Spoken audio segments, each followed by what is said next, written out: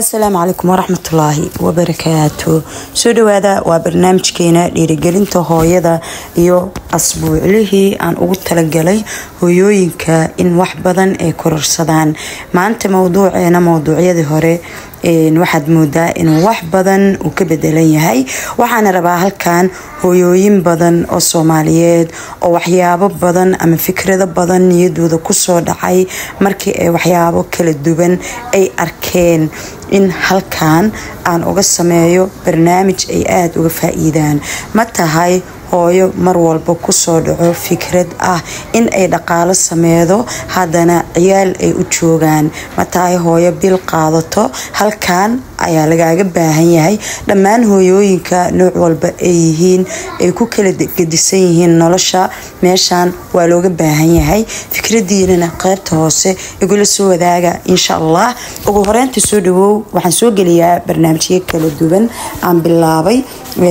barihan hada la soo dhaafay awal waxaan soo gali jiray aan xooga saari jiray cuntooyinka caruurta cabitaanaadkooda iyo wax kasto aan isdhihi karo caruurta Soomaaliyeed aad bay uga faa'iideysan karaan soo mar walba waa waxyaabaha aan jeclahay in aan hooyooyinka ka caawiyo saali ajligeeda waxaan aad u weyn aan isira hooyooyinka barnaamijyo badan ay u baahan yihiin waliba waqtigan la taagan yahay oo lagu jiro because kama maarmaan in wax badan ay kororsadaan hooyooyinka waxa jiraan hooyooyin aad u fara badan oo aad u weyn oo ciilan waxa jira hooyooyin mar walba meel ay ka bilaabaan la haday sameeyeen ilmo koris haday sameeyeen dhaqaalo haday sameeyeen nafsadooda in ay horumariyaan waxyaabaha soo idil halkan ayaan rajaynayaa inaad kaga faa'iideysataan barnaamijkeena ayaan guda galeynaa subscribe noo saar channelka hadii aan ugu cusub tahay muuqaalka like garay si share garay waa inta aan kugu leeyahay oo kaliya anigana waxay igu leedihiin in halkan igula soo wadaago barnaamijyo aad uga heshaan oo xiiso badan oo maalin walba halkan aan igula wadaago sida dhaqanka badana Soomaalida waxa jira waxyaabo horay oo hooyooyinkeena ay soo sameey jireen ama bulshada Soomaaliyeed ay aad u weyn ay u yaqaanaan waxa loo yaqaano ayuuto ama hagbad waxyaabo badan ay ayuutadaas hooyooyinka ay ku sameeyaan ama ay ka sameeyaan ayuuta markii aan maqalno waxaan ugu soo dhaco in dhaqaale fara badan laga sameey karo laakiin sida amooday ma ahan waxaan arkaa mar walba hooyooyin lagu dhiirigeliyo in ay sameeyaan ayuuto ama dhaqaale markii lagu leeyahay noocyo kala gedisan ayaa loo fasira karaa dhaqaale ayuuto kaliya xitaa ma noqon karo wuxuu noqon karaa in siyaabo kala gedisan dhaqaalaas oo ku soo galay ama adiga naftirka aad shaqeedid oo lacag aad heshid ma fahamtay siyaabo kala gedisan ayuu ku soo gali karaa laakiin inta ugu badan hooyooyinka guriga jooga waxyaabaha inta badan ay sameeyaan waa ayuuto ay isla galaan maamooyinka ama hadii kaleeto hooyooyinka ay isla galaan hooyo kastana arinkaas inta ugu badan way sameeydaa ilmihii halkaas joogay wax badan ayaa ka dhiman ilmihii waxay noqonayaan ilmo aad u weyn miisaankooda u lumay ilmo dhaqaale ahaan aad u liito ilmo caafimaad daro ilmihi caafimaadkooda ayaa meesha ka baxayo waxa kale oo ka baxayo ilmihi inuu noqdo ilmo korsan waxa ka baxayo inuu noqdo ilmo fitamiinaadkii looga baahnay jirkiisa aad u lumo laana hooyooyinka fikrad qaldan ayaa laga dhaadhiciyay waxaana laga yaabaa ayuutadaas ay aruurisay gadaal intee ugu laabato in siyaabo kala gedisan hadana ay uga baxdo meeshina aysan ayuutan ku heenin oo dhaqaale ay ka sameeyday ilmihina booska ay ka baxeen nafsadeeda iska wadaa bil kasto dhibaato badan ay la soo daristo gurigeeda lama fiiri karo nolol aad u liidato ayaa ka jirto ilmihii waxa laga yaabaa dalac bilaash in loo walaaqo ama hadii kaleeto siyaabo kala gedisan cuntadooda laga sameeyo ama laga dhigo oo cunto aad aan nafaqo u lahayn la siiyo caruurtii waxaasoo dhan waxaan rabaa hooyooyinka Soomaaliyeed in halkan ay kaga waantoobaan ma tahay hooyo jecel in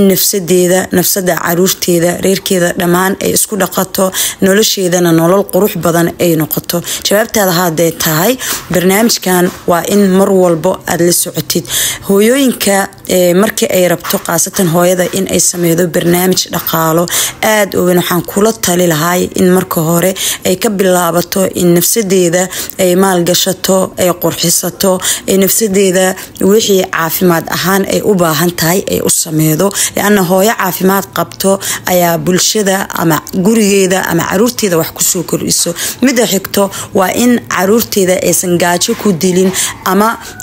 wax yacni nafaqo aan lahayn aysan u walwalaaqin ee caruurtii biilkii xaqa ay u lahaayeen inta badan ay ilmaheeda ku maareyso aysan ka dhigin biil maalayacni uga baxay ama haddii kale ay tiraado ayuuta ayaan ka gelayaa inta la yiraahdo ayuuta ka gal gabdho kale oo waxaa jiro ku dhiirigeliyo gabdhaha inta ugu badan in ay galaan ayuuto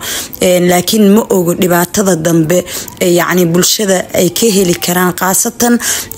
markii la yiraahdo caruur meesha ay joogaan caruurta nolol ay u baahan yihiin ilaahay ka cabsada gabdho caruurta nolol ay u baahan yihiin waxay u baahan yihiin cunto isku dheelitiran waxay u baahan yihiin meel ay jiiftaan oo qurxoon waxay u baahan yihiin dhar ay xirtaan waxay u baahan yihiin nolol maalmeedkooda in ay noqoto nolol yacni mutawasid ah ama nolol dhexe kumelihi haddii nolol fiican yacni adiga nolol dhexaad ah aad ku jirtid qof walba horta heer ayuu marayaa qofna waa level hooseeyo qofna waa meel dhexe qofna waa meel sare markasta nolosha waxaad ku qiimeedaa meesha ilaahay subxaanahu wa tacaala uu kaa dhigay ha fiirin wixii kaa koreeyo hana fiirin wixii kaa maqan markasto wuxuu ilaahay ku siiyey ku xamdi oo horay u soco ayaan horta talada koowaad kugu siinayaa midda xigto wuxuu ilmahaas yacni bil ahaan wixii lagu siiyo wax meel ka dhiga ma xumo laakiin waxaad meel ka dhiganaysid ha noqdaan wax yacni dheeraad ah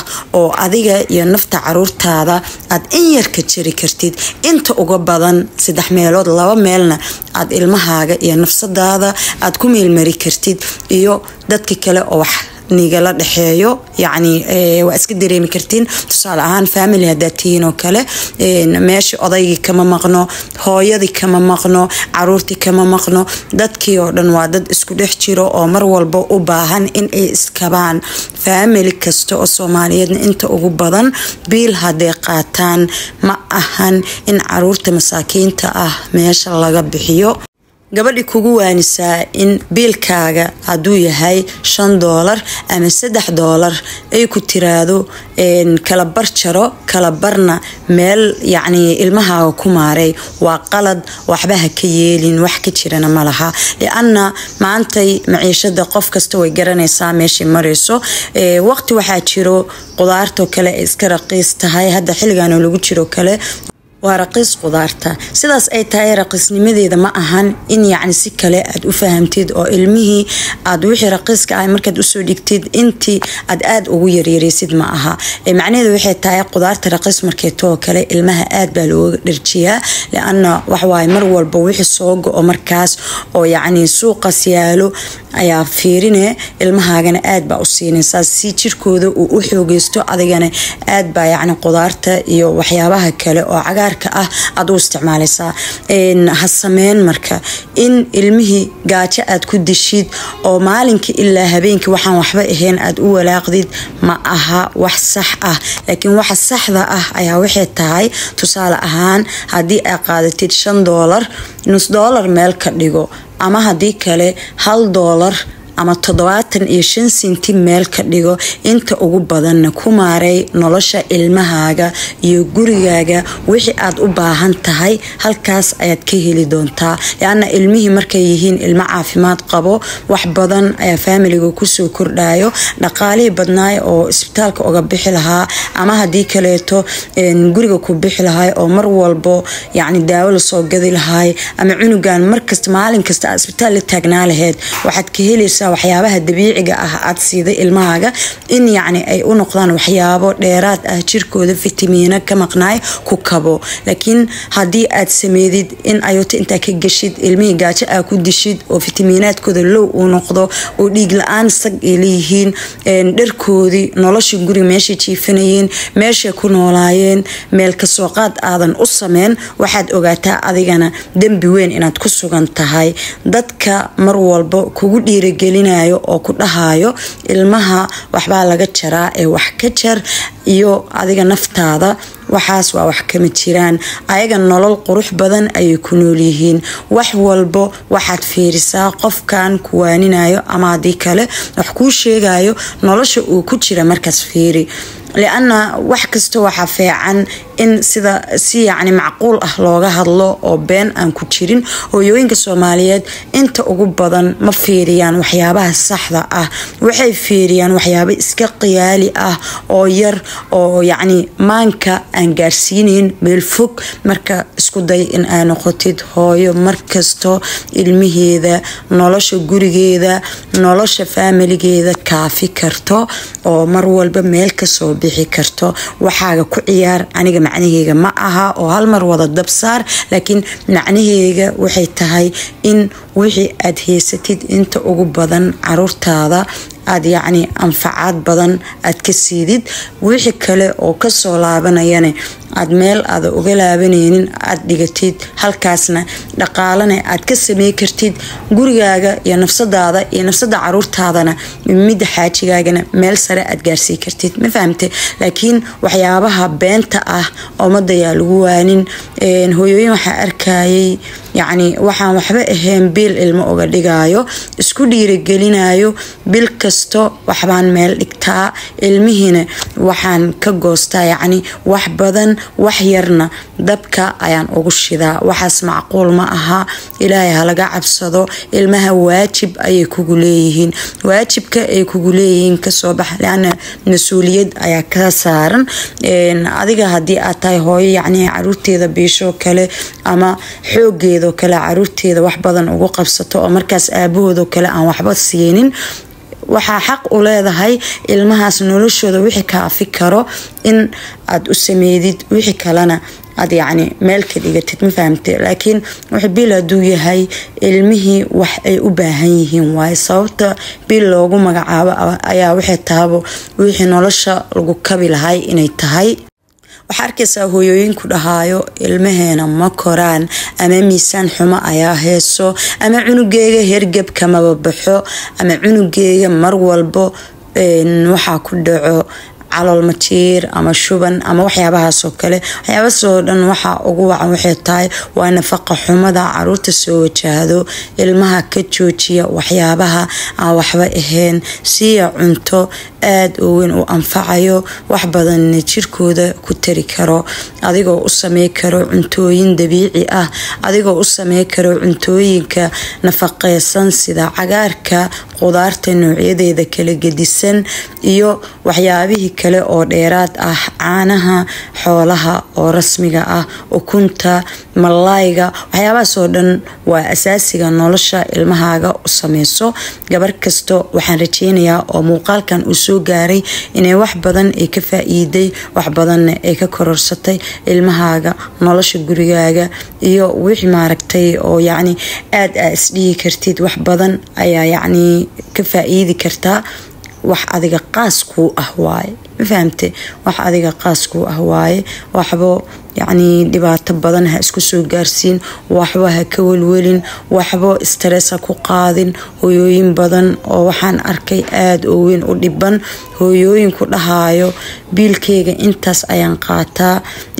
maxaan yani ku kala sameeyaa aan arka aniga. ma fahamteen? hooyooyinka marka waxaan aad oo weyn markaan baaray oo aan dhageystay ra'yigooda, inta ugu badan waa kuwa tala ahaan lagu siiyay in biilka inta badan yani inta ugu badan cafwan ay ku sameeyaan